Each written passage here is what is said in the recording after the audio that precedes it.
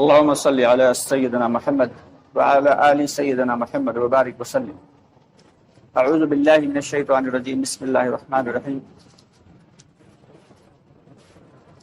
یا ایھا الذین آمنوا قوا انفسکم واہلیکم نارا وقودها الناس والحجارہ.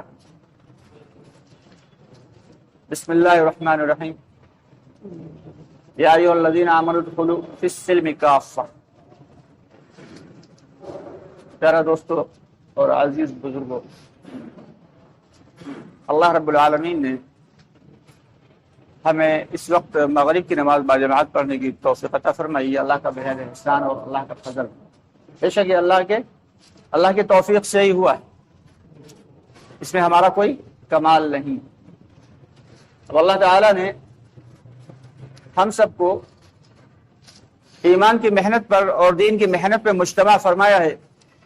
یہ بھی اللہ کے فضل اور اللہ کے احسان کی ہی وجہ سے، یعنی ہر نیک عمل کی توفیق اللہ رب العالمین کی جانب سے ہی ملتی ہے، ورنہ ہم اپنے میں کچھ بھی نہیں.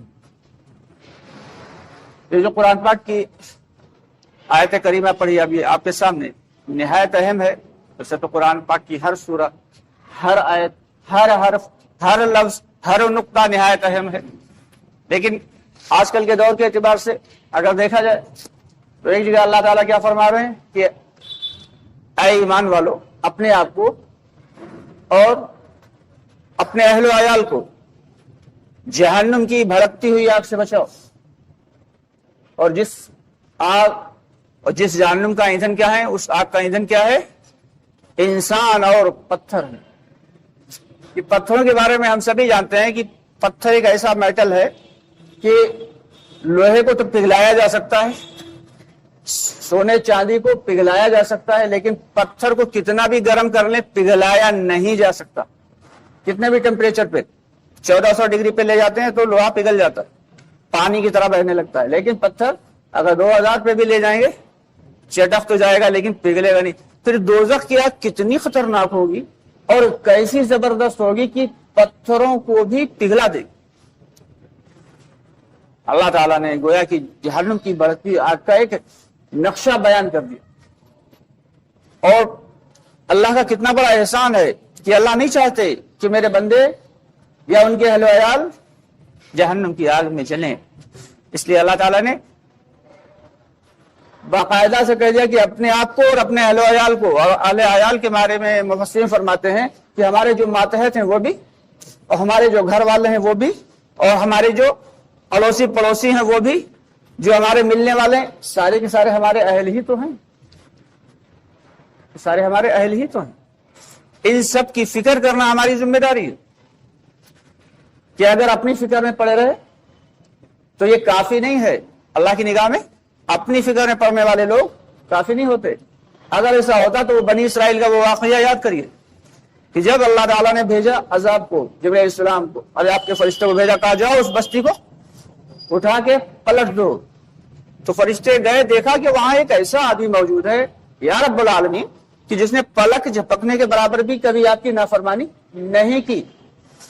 تو اللہ تعالیٰ نے کیا فرمایا؟ اللہ تو جانتے ہی تھے کہ وہاں ایک بندہ ایسا موجود ہے، لیکن جب غور کرنے کی بات ہے پلک نہ جھپکے، پلک جھپکنے کے برابر بھی نافرمانی نہ کرنا، یہ ایک بہت بڑی بات ہے.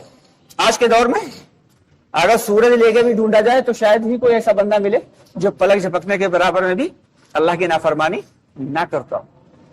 کبھی نہ کبھی تو ہوئی ہوگی ضرور، لیکن وہ ایسا عبادت گزار بندہ تھا بنی اسرائیل کا کہ اس نے کبھی اللہ کی نافرمانی کی ہی نہیں تھی. تو اللہ تعالیٰ نے کیا فرمایا؟ کہا اسی بندے پر سے عذاب کو شروع کرو، بستی کو اٹھاؤ، اسی میں پلٹ دو. آخر کیوں؟ کہ ہمارے بندے جہنم کی آگ کی طرف بڑھتے رہے لیکن اس کے چہرے کا رنگ نہیں بدلا، اس کے چہرے پہ کوئی شکن نہیں آئی. آخر ایسا کیوں ہوا؟ کہ اپنی فکر کر لینا یہ کافی نہیں. اللہ کے نزدیک اپنے بھائیوں کی، اپنے اہل و عیال کی اور اپنے پڑوسیوں کی، یہاں تک کہ ساری امت کی فکر کرنا یہ لازم ہے. جتنا کر سکتے ہیں کریں، ہمارے ہاتھ میں جتنا ہے اتنی محنت کریں، لیکن فکر کس کی کرنا ہے؟ فکر تو ساری امت کی کر. اور اللہ تعالیٰ ایک جگہ کیا فرما رہے ہیں یا ایھا الذین آمنوا ادخلوا فی السلم کافہ، یہاں بھی ایمان والوں کو مخاطب کر رہے ہیں، مسلمانوں کو مخاطب نہیں کیا کہیں بھی۔ قرآن پاک میں اللہ تعالیٰ نے مسلمانوں کو اے مسلمانوں کہیں نہیں کہا، ایمان والوں کہ پورے کے پورے اسلام میں داخل ہو جاؤ، آدھے تیٹر آدھے بٹیر نہیں چلے گا کہ اگر گھر میں کوئی خدا نخواستہ میت ہو گئی تو مولانا صاحب بلا لیجیے، امام صاحب نے جو کہا سب ویسے ہی کیا، ہر ان کے کہے ہوئے ایک ایک حرف پہ عمل کیا، ہاں بھائی یہ ایسا کرنا ہے، ہاں بھائی یہ ایسا کرنا، ہاں بھائی یہ ایسا کرنا۔ اور گھر میں جب شادی ہوئی تو بلائے گئے مولانا صاحب، آئیے تشریف لائیے، دور بٹھا دیا گیا، ان کو دور کرسی ڈال کے بٹھالا، کہا آپ یہاں تشریف رکھیے اور ذرا کچھ رسومات ہو رہی ہیں وہ تھوڑا سا ہو جائیں، پھر آپ کو لے کے چلیں گے۔ تو یہ کون سی بات ہے بھائی؟ جب انتقال ہوا تو ہر کام مولانا صاحب کے امام صاحب کے کہے مطابق، اور جب شادی ہوئی تو پھر دادی ناراض ہو جائیں گی، اگر یہ رسم نہ ہوئی تو نانی ناراض ہو جائیں گی، اور خالہ نے تو ڈی جے کا انتظام کرایا، وہ اگر نہ بچا تو پھر شادی نہیں ہوئے گی۔ استغفر اللہ، استغفر۔ دوستو اللہ تعالیٰ کے یہاں یہ نہیں چلنے والا۔ یا ایھا الذین آمنوا ادخلوا فی السلم کافہ، اے ایمان والوں کو پورے کے پورے اسلام میں داخل ہو جاؤ، یہ تھوڑا موڑا نہیں چلے گا، اللہ تعالیٰ کے یہاں تھوڑا موڑا نہیں چلنا۔ اس لیے ہم سب کی دوستوں ذمہ داری کیا ہے کہ دین پہ عمل کریں اور پورا کا پورا عمل کریں۔ اللہ کے یہاں وعدے پورے کے پورے، اللہ کو وہ ایمان مقصود ہے، وہ ایمان مطلوب ہے جیسے صحابہ کرام رضی اللہ تعالیٰ عنہ کی تھا۔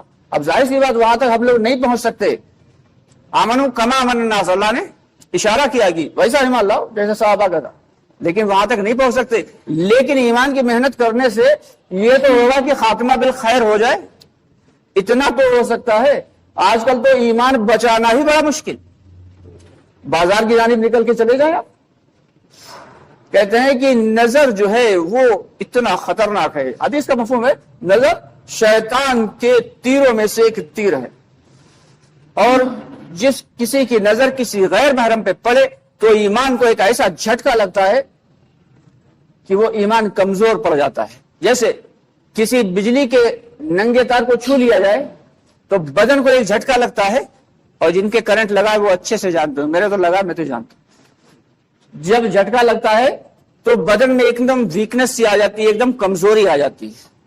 ٹھیک اسی طریقے سے جب نظر کسی غیر محرم پہ پڑتی ہو انسان نہیں ہٹاتا تو اس کے ایمان کو جھٹکا لگتا ہے، اور آہستہ آہستہ یہاں تک ہو جاتا ہے کہ اس کا خاتمہ بھی بالخیر نہیں ہوتا۔ یہ نظر کے اوپر ہے۔ بہت سارے ایسے واقعات ہیں، اللہ حفاظت فرمائے، بہت ہی اہم مسئلہ ہے۔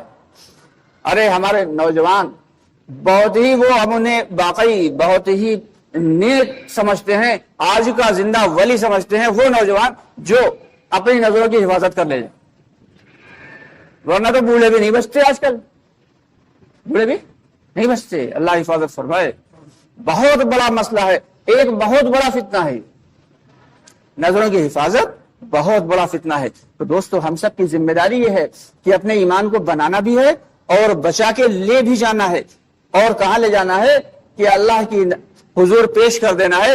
حدیث کا مفہوم ہے کہ جو شخص دنیا سے رائی کے دانے کے برابر بھی ایمان بنا کے لے کے جائے گا، اللہ تعالیٰ اسے اس تمام دنیا سے 10 گنی بڑی جنت عطا فرمائیں گے۔ اب اندازہ لگائیے، 2 فٹ یا 2 انچ کی زمین کے اوپر تو لڑائیاں ہو جاتی بھائی بھائی کی، پڑوسی کی، اور اللہ تعالیٰ کیا کہہ رہے ہیں کہ ساری دنیا سے 10 گنی بڑی جنت عطا فرمائیں گے۔ تو کتنی بڑی جنت ہوگی، اور اس کی بادشاہت کس کے ہاتھ میں ہوگی؟ وہ شخص جو رائی کے دانے کے برابر بھی ایمان بچا کے لے گئے۔ دوستو یہ بڑا ہی اہم کام ہے، اور ایمان بچے گا ایمان کی محنت سے، ایمان بنے گا ایمان کی محنت سے۔ آتا ہے کہ جو شخص ایمان کی محنت کرے گا اس کا ایمان بڑھے گا، اور بڑھتا ہوا ایمان اللہ تعالیٰ کے احکامات پہ کھڑا کرے گا، حضور پاک صلی اللہ علیہ وسلم کا لایا ہوا پاکیزہ زندگی میں آئے گا۔ اور اگر ایمان کی محنت چھوڑ دیں گے تو کیا ہوگا بھائی؟ ایمان میں کمزوری پیدا ہوگی، ضعف پیدا ہوگا، جس کے نتیجے میں اللہ تعالیٰ کے احکامات ٹوٹتے چلے جائیں گے، اور حضور پاک صلی اللہ علیہ وسلم کا پاکیزہ طریقہ ہماری زندگیوں سے نکلتا چلا جائے گا۔ تو اس لیے یہ جو اللہ رب العالمین نے اپنے فضل سے اور اپنے احسان سے جو یہ دعوت کی محنت دی ہے، اس دعوت کی محنت کو ہم لوگ مضبوطی کے ساتھ پکڑ لیں، جتنا بھی ہو سکتا ہے زیادہ سے زیادہ اور کم از کم کے درجے میں جتنا بھی ہو سکتا ہے اس کام سے جڑے رہیں، اپنے آپ کو جڑے رکھیں. اس کام سے جڑے رہیں گے تو اللہ تعالیٰ کسی نہ کسی جو ہے ایک دن ہمیں قبول فرما ہی لیں گے. اور اس کام کی خاصیت یہ ہے کہ کچھ ہو نہ ہو لیکن اس بات کا تو امید کی جا سکتی ہے کہ اگر ہم جڑے رہے، اللہ کے دین کی محنت کو کرتے رہے تو انشاءاللہ خاتمہ بالخیر ہو جائے گا.